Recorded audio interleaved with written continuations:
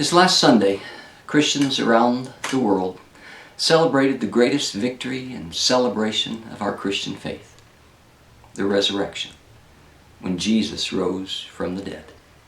Listen to the words from the Gospel of John as he shares about what happened that morning. Early on the first day of the week, while it was still dark, Mary Magdalene went to the tomb and saw that the stone had been removed from the entrance. So she came running to Simon Peter and the other disciples, the one Jesus loved, and said, "They have taken the Lord out of the tomb, and we don't know where they have put him." So Peter and the other disciple started for the tomb. Both were running, but the other disciple outran Peter and reached the tomb first. He bent over and looked in at the strips of linen laying there, and did not go in. Then Simon Peter came along behind him and went straight into the tomb. He saw the strips of linen lying there, and as well as the cloth that had been wrapped around Jesus' head. The cloth was still lying in its place, separate from the linen. Finally, the other disciple, who had reached the tomb first, also went inside. He saw and believed. They still did not understand from Scripture that Jesus had to rise from the dead. Then the disciples went back to where they were staying. Now Mary stood outside the tomb crying.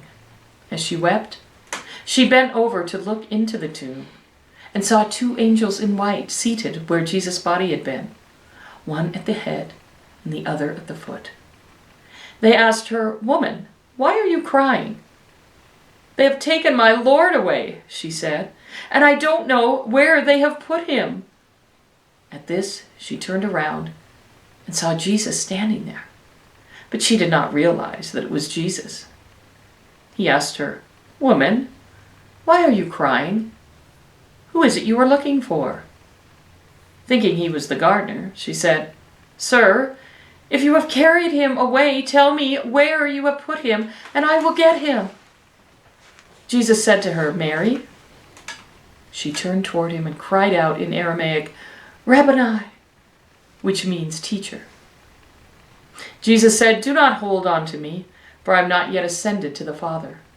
Go instead to my brothers and tell them, I am ascending to my Father and your Father, to my God and your God." Mary Magdalene went to the disciples with the news. "I have seen the Lord!" And she told them that he had said these things to her. Now, if you were Mary Magdalene on that morning, what would your thoughts be? How would you have reacted to seeing Jesus? Oh. I love the part of the story about running.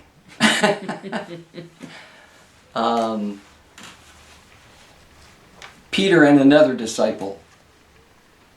And Peter got outrun. Peter, how could you do that? I'm going to be the first one there. Mary running to tell the disciples. Running,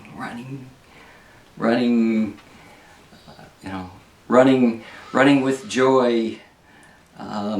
That there's the thought in the movie Chariots of Fire.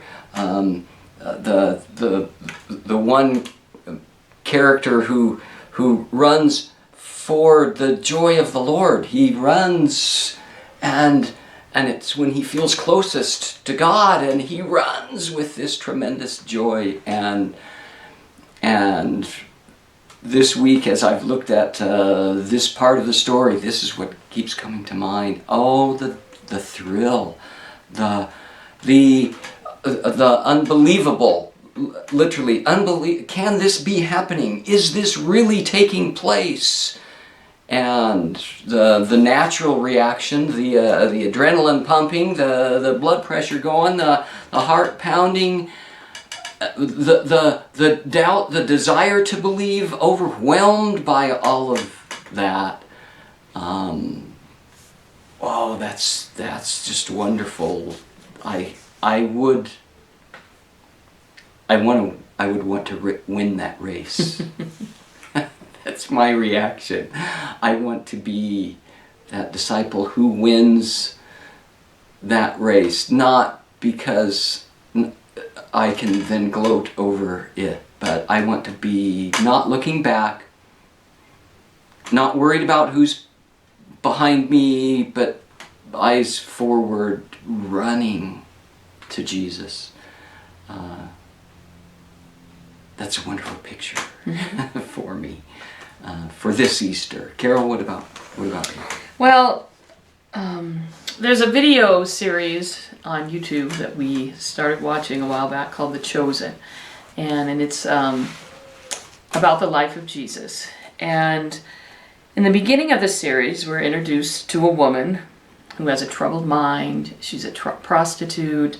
The priest Nicodemus comes to her, tries to heal her. He has no success. And then later this woman has an encounter with Jesus. And at that point, we really haven't been introduced to Jesus.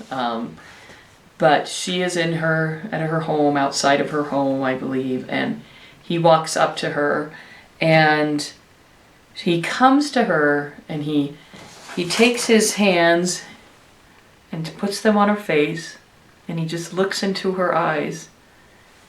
And I don't even think he really says much to her. And she's healed. I mean, he looks at her with love and heals every part of her mind and body and spirit. And she is a changed person. And love changed her. And so, and Mary was one of those women that spent time, there were the disciples, but there were also other people. And there were women that were part of that. And Mary Magdalene was one of those women. And she spent time with Jesus. Her love grew for him. And she personally knew that he had the power to change lives. And so I thought that it was interesting that it was Mary who was chosen to be the first one to see Jesus after he had risen from the dead. And that it was Mary who was chosen to talk with Jesus first, to report back to the disciples. And Jesus says, "Go tell my brothers." And so she went back and reported, "I have seen the Lord." And what an honor to be the one to report back. It wasn't Peter who saw him first. It wasn't John the beloved. It was Mary. It was Mary Magdalene who Jesus appeared to first. And at first she didn't know who he was. And but then she did. Then she recognized him. And I think in that moment, I think about, wow, if I was in that situation, I think it would be exciting, oh, you're here, they didn't take you away. But I think there was probably maybe some confusion as well. He says, "Don't touch me because I have to go to my Father first."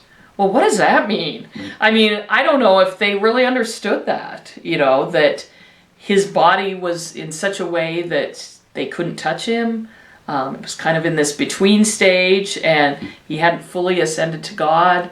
I don't think we really understand what that means at this point, and to have been told that, but there must have been just a little bit of knowledge of, this is what he said would happen. I think she had no idea what it really meant in this whole thing, but she loved Jesus, and she was going to do what he told her to do. And so, again, the running, ran back to the disciples and told them this good news. And again, I think they all received it in different ways. Later, doubting Thomas, that's what he's known for. Let me see the scars and the holes and different things. I'm sure they all received this news about him in different ways. But yeah, I think it's just, I think it was just a wonderful choice that Mary got to be the one to share that news about Jesus and what had happened, and that he was alive. He did not, And I don't know if at that point she understood. Well, she must have, because she saw him die. I mean, they all saw him die, so they knew that, yes, he had come back to life. But yeah, to really understand, oh, what does all this mean? I think, that would come later. Throughout this season of Lent and Easter, I've resisted the urge to talk very much about what I gave up for Lent. I gave up internet junk food for Lent, and I don't want to go back. I will choose to not go back to the amount of internet junk food, because what we've been through has been a month's worth, 40 days worth of feeding differently, of eating differently than we normally eat. This is my note that I had. Read this. Be intentional about what I watch and listen to and read. Lent 2021. That was. And it needs to. It's brought about something that I think will stay. It will be easier for us to remind each other of that, and to know that, yes, in that sense, we're eating differently than we were, and so the final thing for us in all of this is, it has been a change in our lives because of what we have done throughout this Easter season. And it's been a very good change, both individually and for us together. So. And I think it goes back to, Jesus changed Mary, changed her whole life. He's still doing that. He's still transforming our minds, our hearts, our spirits, as we let him in and as we draw closer to him each and every day. Well, thank you again for taking the time to join us, share your thoughts and ideas with us, and we will see you again sometime soon. Yes. God bless. Bye-bye.